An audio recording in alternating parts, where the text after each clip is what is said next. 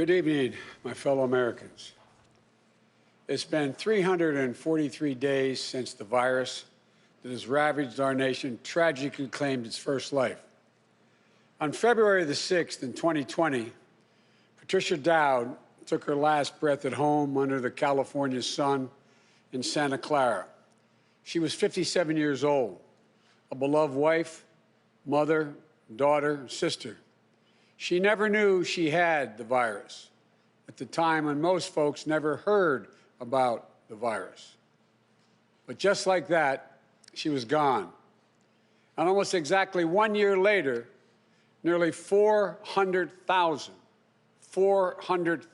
of our fellow Americans have met the same cruel fate. Countless families and friends left behind with unrelenting grief and guilt, anger and frustration.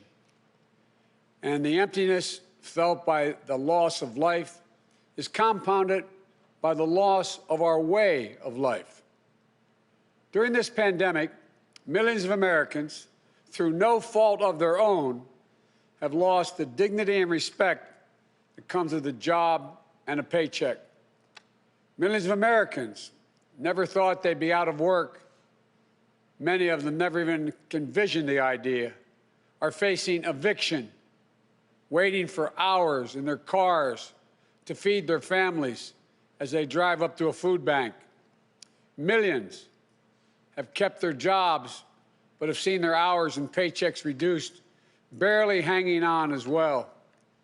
That's happening today in the United States of America. Just as in the midst of the dark winter of this pandemic, as cases, hospitalizations, and deaths spike at record levels, there is real pain overwhelming the real economy. One where people rely on paychecks, not their investments, to pay for their bills and their meals and their children's needs. You won't see this pain if your scorecard is how things are going on Wall Street. But you will see it very clearly if you examine what the twin crises of a pandemic and this sinking economy have laid bare. The growing divide between those few people at the very top who are doing quite well in this economy and the rest of America.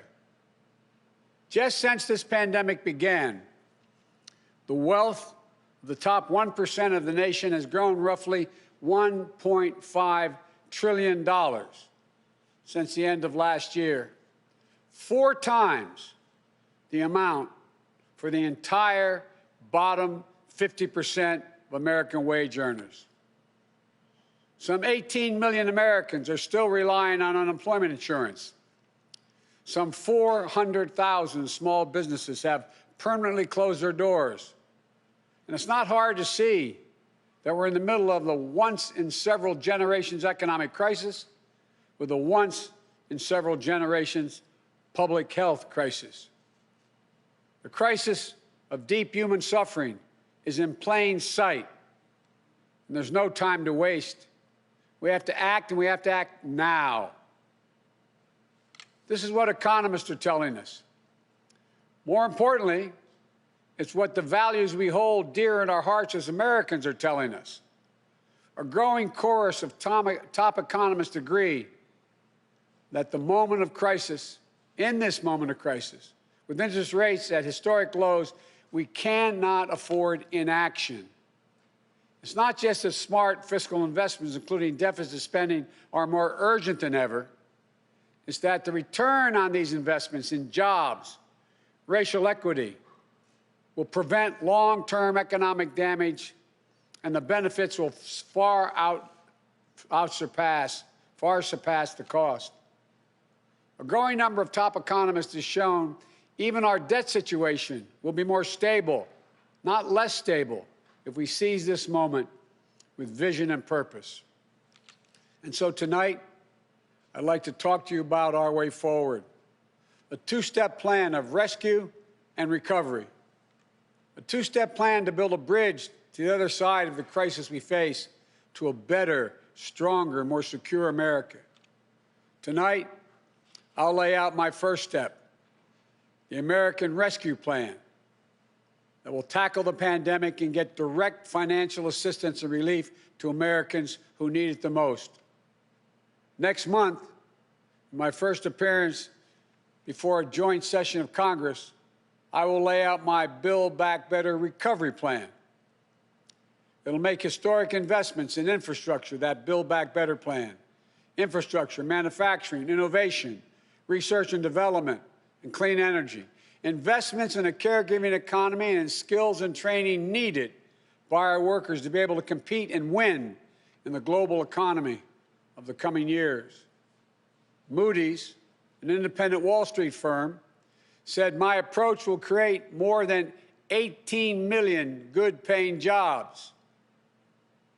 Our rescue and recovery plan is a path forward with both seriousness of purpose and a clear plan, with transparency and accountability, with a call for unity that is equally necessary. And unity is not some pie-in-the-sky dream. It's a practical step to getting the things we have to get done as a country get done together. As I said when it passed in December, the bipartisan COVID-19 relief package was a very important first step.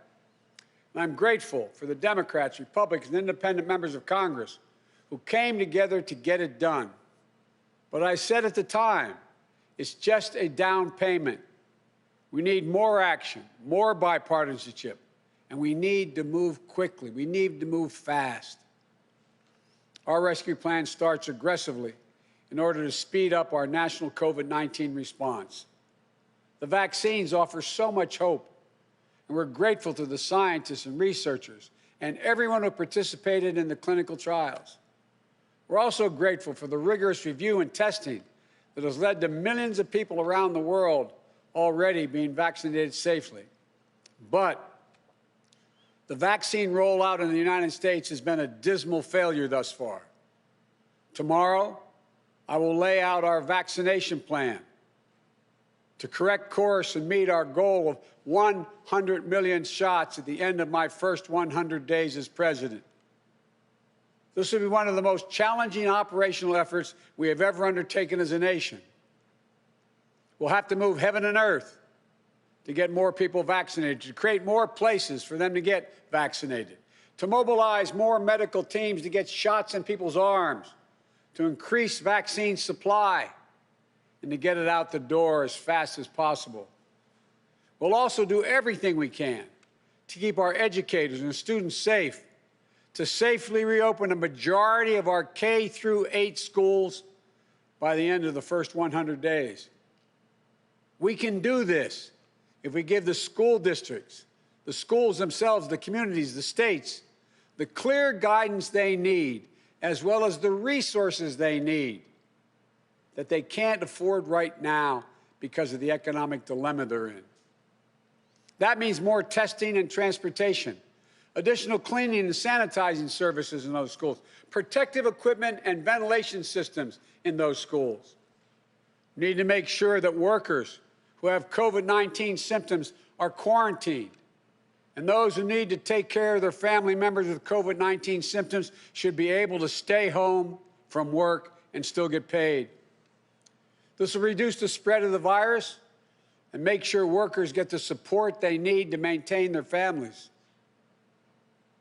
But we need about $400 billion in funding from Congress to make all of what I just said happen. It's a great deal, but I'm convinced we are ready to get this done. The very health of our nation is at stake. Our rescue plan also includes immediate relief to Americans hardest hit and most in need.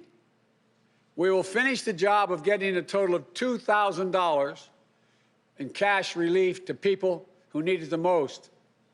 The $600 already appropriated is simply not enough. You just have to choose between paying rent and putting food on the table. Even for those who've kept their jobs, these checks are really important. You see, if you're an American worker making $40,000 a year with less than $400 in savings, maybe you've lost hours, or maybe you're doing fewer shifts, driving a truck or caring for the kids or the elderly. You're out there putting your life on the line to work during this pandemic and worried every week that you get sick, lose your job, or worse. $2,000 is going to go a long way to ease that pain. We'll also provide more peace of mind for struggling families by extending unemployment insurance beyond the end of March for millions of workers. That means that 18 million Americans currently relying on unemployment benefits while they look for work can count on these checks continuing to be there. Plus, there will be a $400 per week supplement so people can make ends meet. This gets money quickly into the pockets of millions of Americans who will spend it immediately on food and rent and other basic needs. As the economists tell us, that helps the whole economy grow. We'll also tackle the growing hunger crisis in America. As I speak, and the Vice President-elect has spoken to this many times, 1 in 7 households in America, more than 1 in 5 Black and Latino households in America, report they don't have enough food to eat. This includes 30 million adults and as many as 12 million children. It's wrong. It's tragic. It's unnecessary. It's unacceptable. So we're going to extend emergency nutritional assistance for 43 million children and their families enrolled in the SNAP program through the rest of this year. We'll help hard-hit restaurants prepare meals for the hungry, provide food for the families who need it. We will invest $3 billion in making sure mothers and their young children have the nutrition they need.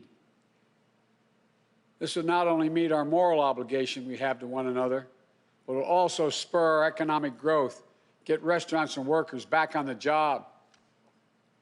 And as we work to keep people from going hungry, we'll also work to keep a roof over their heads, to stem the growing housing crisis and evictions that are looming.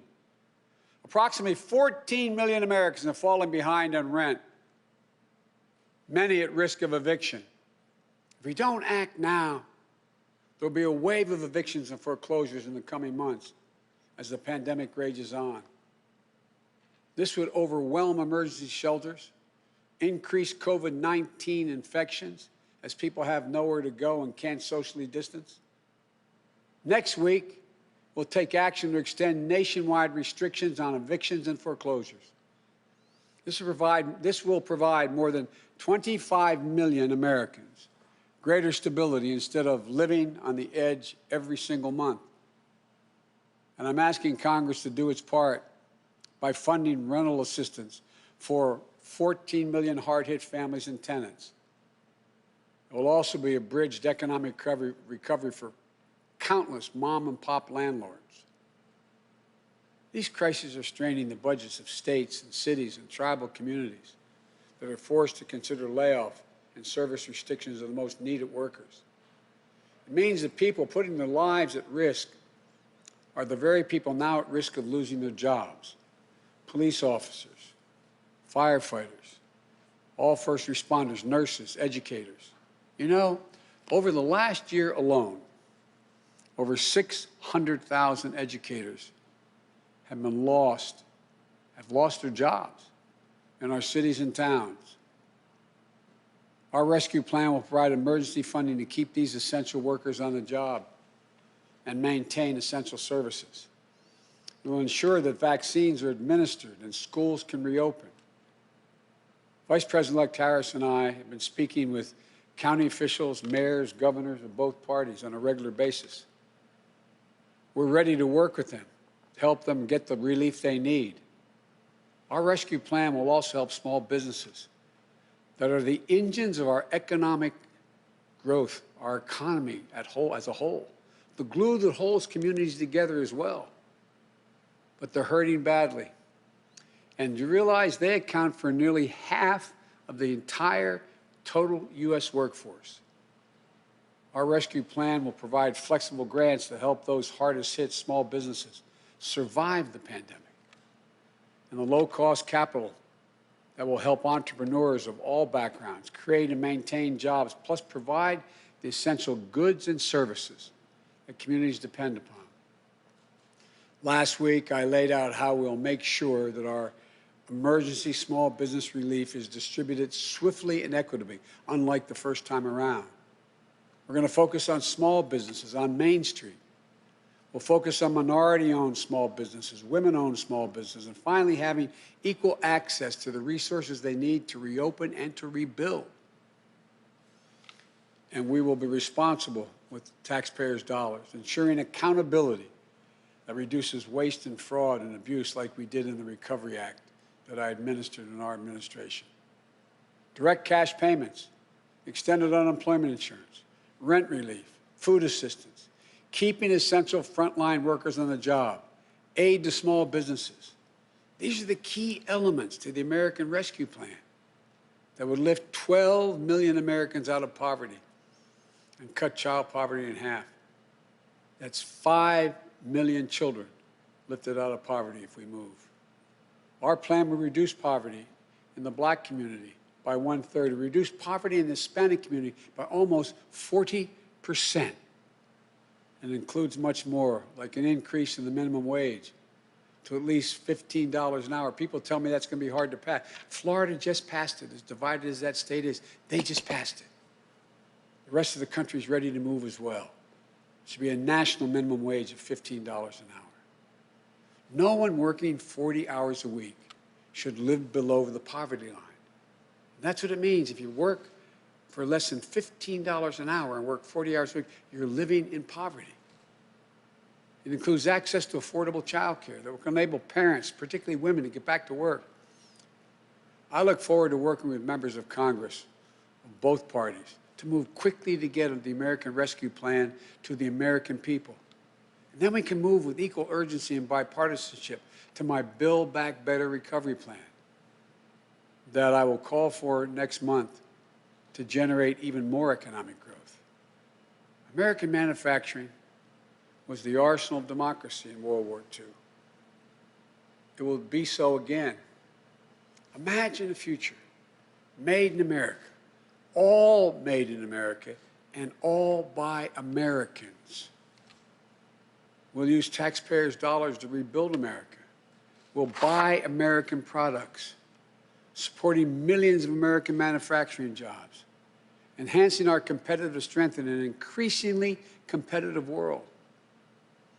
Imagine historic investments in research and development to sharpen America's innovative edge in markets where global leadership is up for grabs, markets like the battery technology, artificial intelligence, biotechnology, clean energy. Imagine confronting the climate crisis with American jobs and ingenuity leading the world.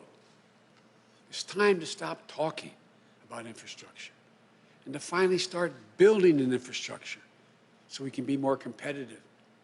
Millions of good-paying jobs that put Americans to work rebuilding our roads, our bridges, our ports, to make them more climate resilient, to make them faster, cheaper, cleaner, to transport American-made goods across our country and around the world.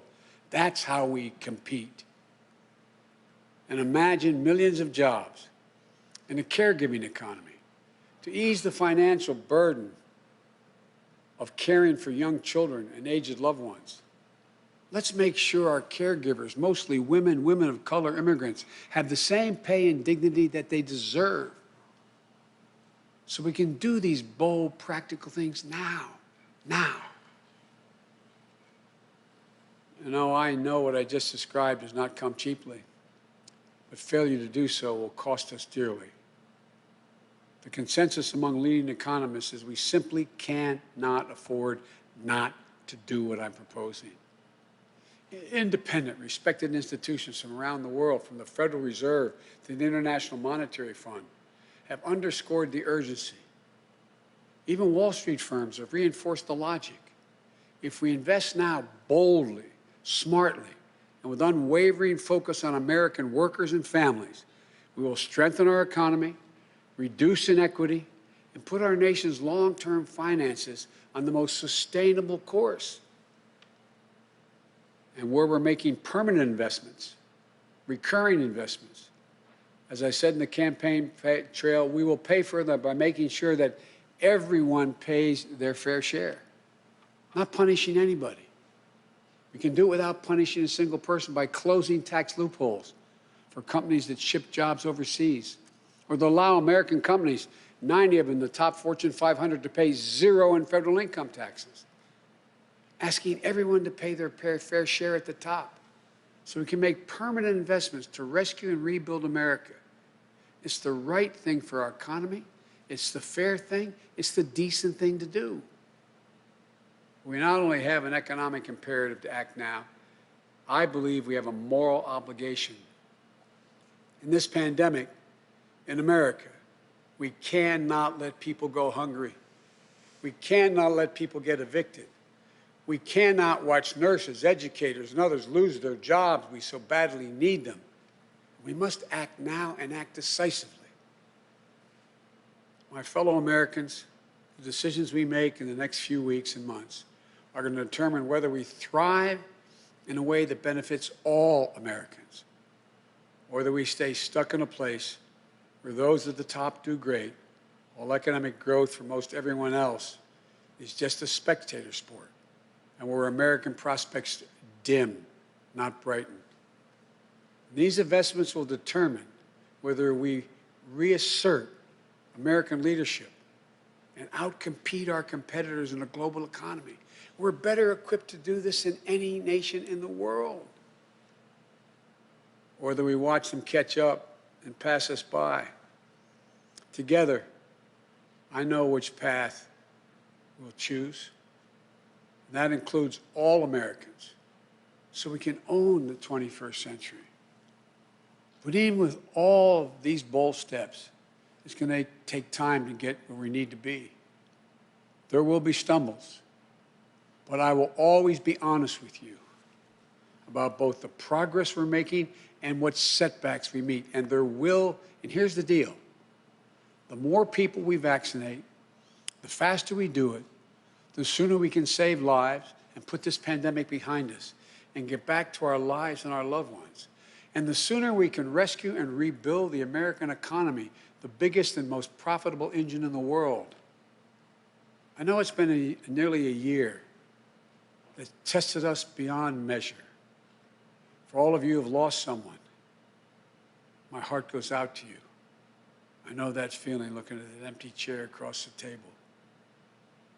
All of you who've fallen on hard times.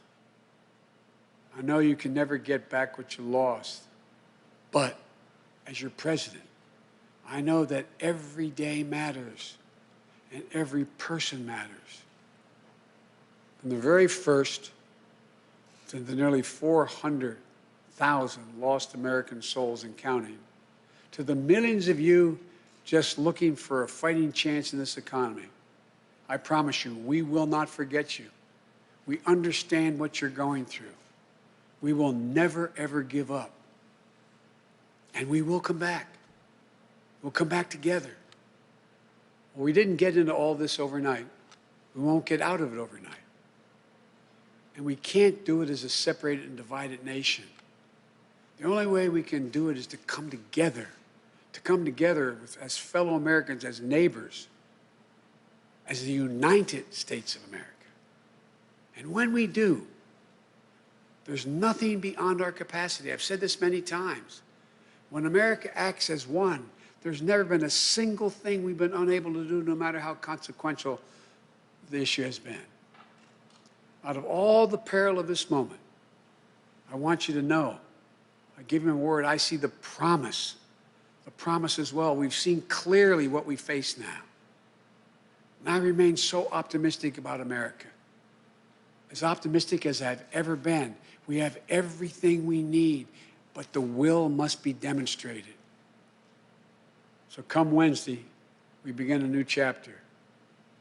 The Vice President-elect and I will do our best to meet all the expectations you have for the country and the expectations we have for it. I'm confident. I am truly confident. Together, we can get this done and come out better off than when we went into this crisis. God bless you all, and may God protect our troops.